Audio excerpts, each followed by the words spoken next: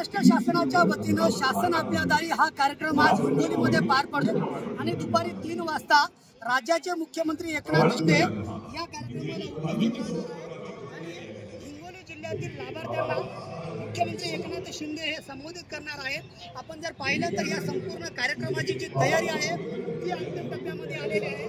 मात्र शासन आपल्या दारी या कार्यक्रमाला मराठा आरक्षणाचा देखील मोठ्या प्रमाणामध्ये फटका बसलेला आहे, कारण प्रशासनानं या कार्यक्रमासाठी लाभार्थ्यांना आणण्याचं नियोजन केलेलं होतं। यासाठी महामंडळाच्या अनेक बसेस बुकिंग करण्यात आलेल्या होत्या, मात्र या बसेस अनेक गावांमधून रिकाम्या पडतात आहेत। अनेक नागरिकांनी शासन आपल्या दारी या कार्यक्रमामध्ये उपस्थित राहण्यासाठी असमर्थता दर्शवलेली आहे आणि एकंदरीत आपण जर बघितलं तर राज्याचे मुख्यमंत्री एकनाथ शिंदे हे या कार्यक्रमाला येण्याआधीच मराठा आरक्षणामुळे शासन आपल्या दारी कार्यक्रमाला फटका बसल्याचं पाहायला मिळत आहे।